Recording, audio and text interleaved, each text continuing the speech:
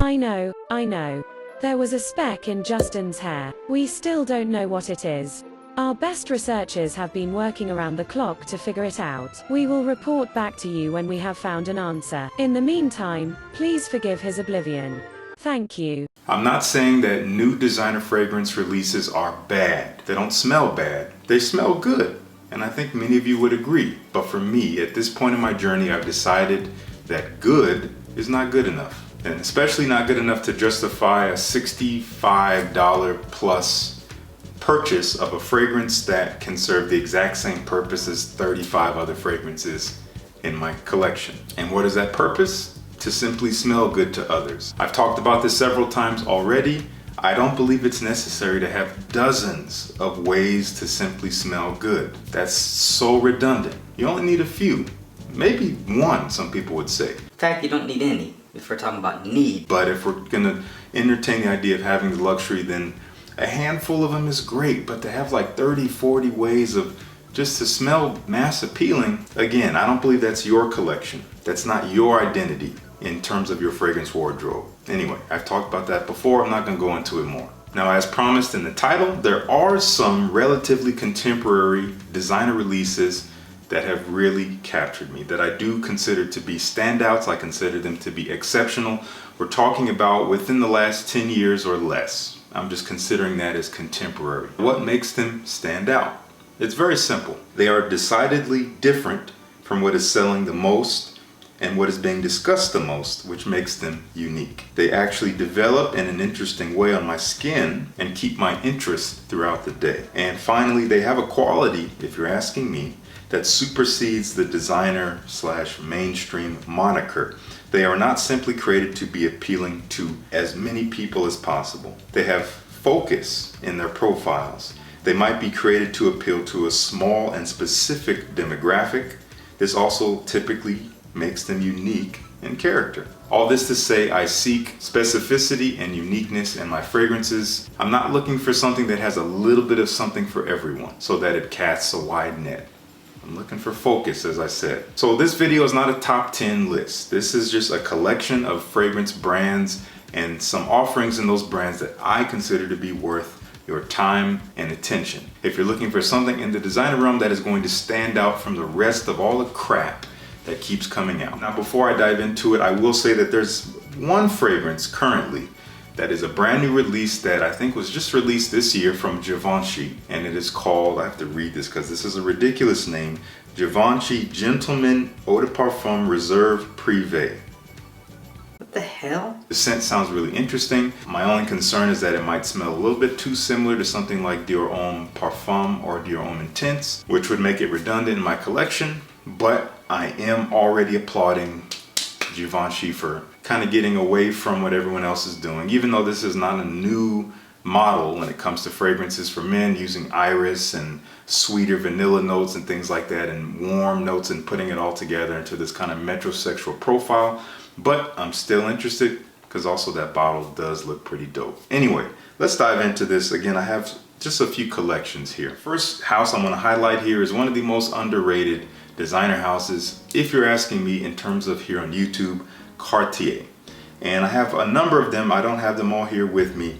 These are what I would consider their designer line. I have some from some other collections that are more expensive than these, but L'Envol, for instance, this is a gorgeous, very unique scent based on like honey and iris and violet leaf. It's metallic, it's sweet and fresh, but also a little bit powdery in a way and woody as well. Very interesting, very handsome stuff. Again, very different. We have Page de Cartier Parfum based on the original Page de Cartier, which is a standout fougere that came out in the early 90s. They modernized it, they warmed it up, they made it kind of sexy and even more elegant with this parfum flanker, making it dark and boozy and a bit balsamic and sweet and less fresh. Stunning fragrance. And we can't forget about the Declaration line. And in terms of the last 10 years, we have Declaration d'un Soir, which came out I think in 2012, so it barely makes the mark as of the date I'm shooting this video. And we have Declaration Parfum, which I think is a 2019 or 2018 release, one of the two. A stunning, darker take on the original Declaration, still quite fresh and spicy, still has some nice bitter orange in there, so a nice bit of citrus, but it is much spicier with an enhanced dose of cumin, and it's even a little bit balsamic with some, I think some fir balsam. It's a little resinous and leathery as well. Very beautiful and elegant for the nighttime when you're dressed up. Both of these are standouts. This is also a very great like spicy rose scent for men. It's fresh black pepper with rose and things like that. Very, very nice. Now we're gonna move into the house of Garland.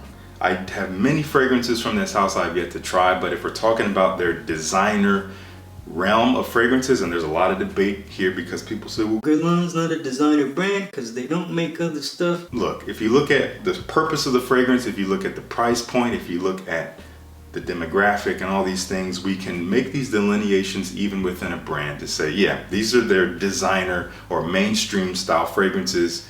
These are their more niche luxury fragrances. You get what I mean? We can draw the line. L'Homme Ideal, this collection, which came out in 2014 with this original release, is a standout.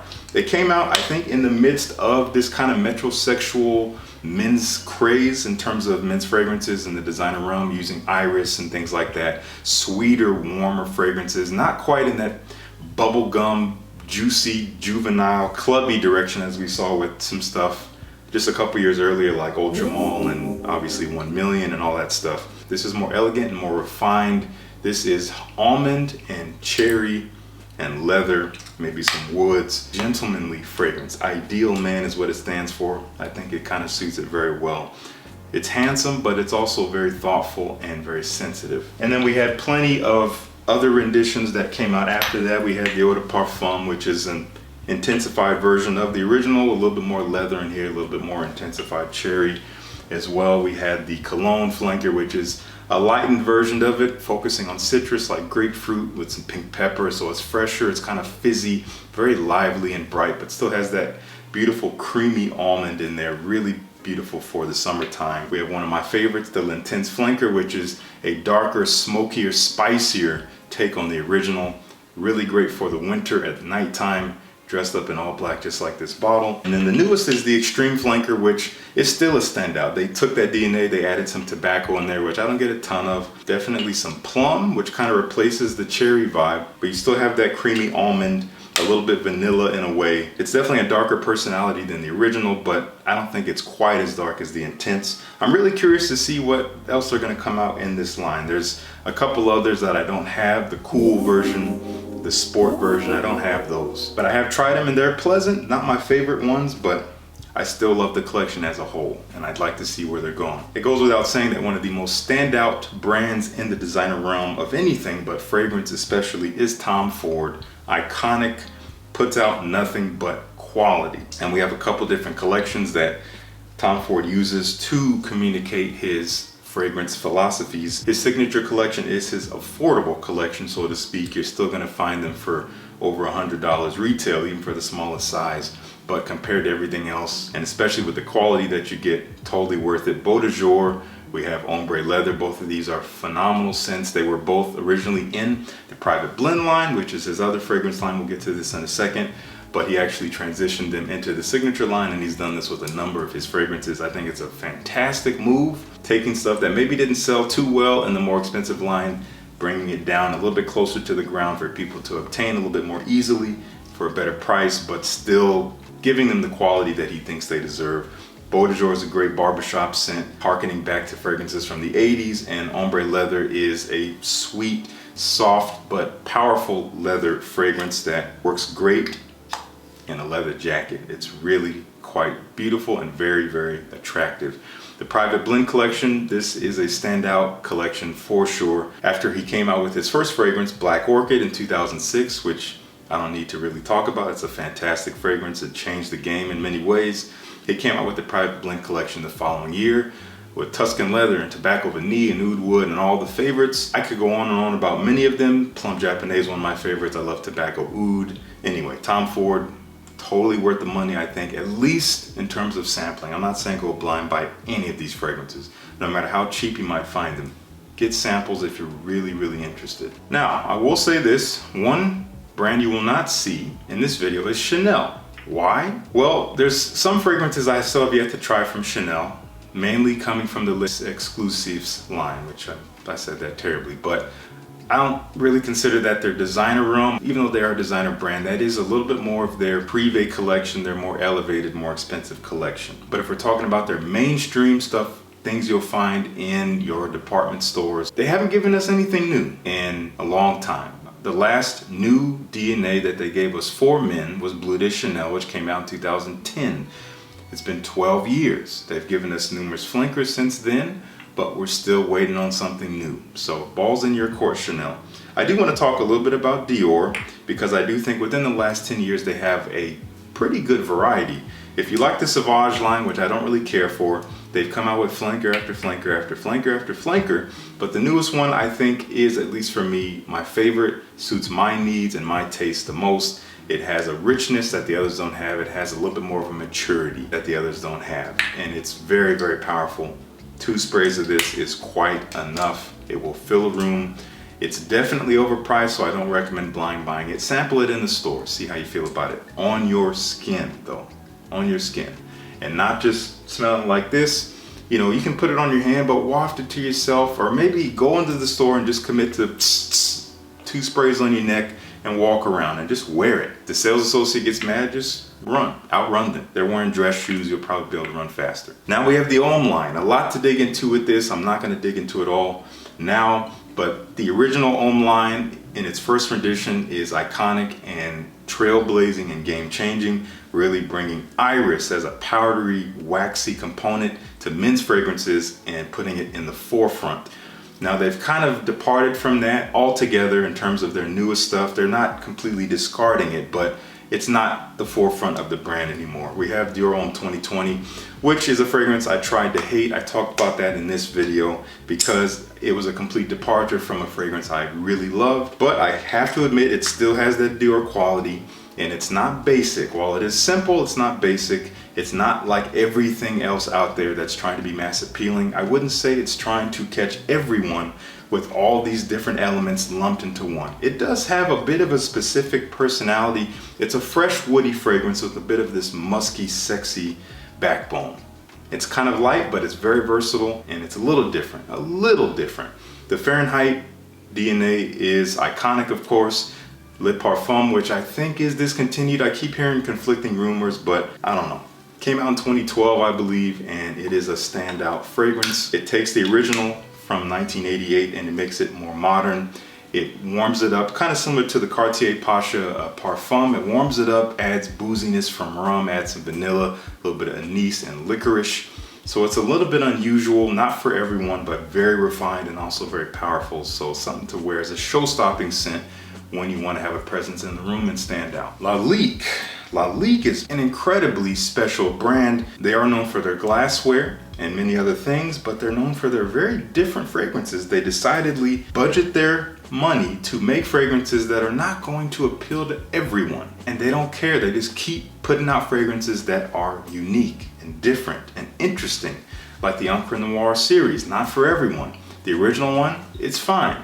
I don't really care for it all that much, but I do appreciate it as a standout scent, focusing on dark, earthy vetiver, kind of inky in a way, as per the name Black Ink. But the extreme version is even better. It makes it a little bit more resinous, a touch of a sweetness in there, but still kind of smoky, woody, earthy, but in a very elegant way. Not like everything out there for sure, and you can find this for ridiculous prices online, usually in the $30 range, which is incredible. L'Insoumis, this is the only one of this collection that I've smelled. This is a gorgeous summer fragrance. I get like sugary rum with woods. There's something fresh and playful about it. There's something kind of sexy about it.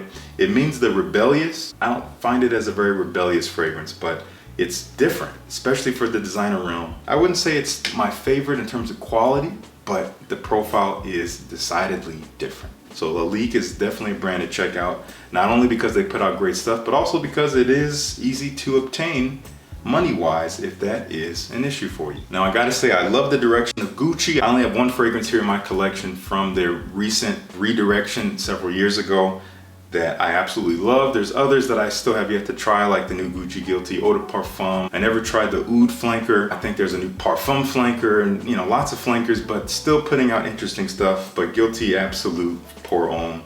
Also the Pour Femme is great too, I have that. Like, come on now. What designer brand is going out on a limb and putting out stuff like this? Granted, it didn't sell very well, so that was a shame. It is technically discontinued, but you can still find it out at the discounters. But I applaud them for saying, you know what? Yeah, we know your blue freshies and your clubbing sweet fragrances are popular, but we want to give you guys something that is going to help you stand out. Earthy, dry, woody, medicinal, very beautiful stuff, smoky, just incredible fragrance. And there are others that have put out stuff that is in this realm too. They're not the only one. I know Tom Ford just put out Eben Fumé, which I have not tried yet. I'm not saying that smells exactly like this, but it's in that realm. So Gucci, I love the direction they're going. Unfortunately, this is my only fragrance from this brand in my collection from Bottega Veneta, but it's not the one I've tried. This is their Pour Homme Extreme. I've tried the original Pour Homme, which is phenomenal. Harkens back to older fragrances, uses a lot of pine and leather and woods. I've also tried, I think, the Parfum Flanker in the black bottle. I only had a decan of that. That's very hard to find now. The Extreme focuses more on the leather, more so than it does on the woods. Very soft and supple, has a cleanliness to it, but has an earthy groundedness to it that is just simply handsome. Just quality. Quality. Been raving about this one for a long time. And finally, again, no particular order. This just happened to be the last one here in front of me. This is from Issey Miyake. I think they're also going in a fantastic direction with their fragrances. They have a lot of standouts. Unfortunately, they're not all available to everyone. This fragrance, I think, was launched for the Middle Eastern market, but it did make it over to North America, and a lot of people got their hands on it and raved about it when it came out in 2016. I slept on it.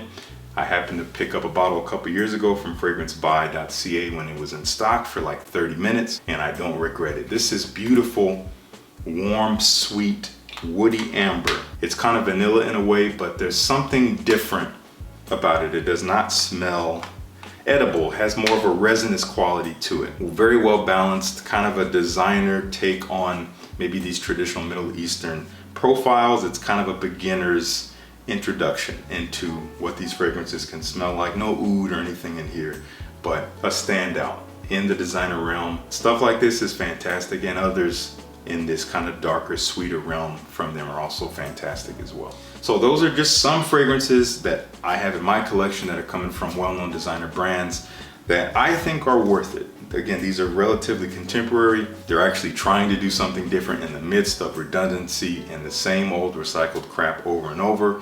They're not just pumping flankers out for the sake of staying relevant. They're actually trying to give us something different with each release. I would love to know, what do you think of these fragrances if you've tried any of them? And I would love to know your thoughts on the current state of the designer market in regards to new fragrances. Thank you so much for tuning in.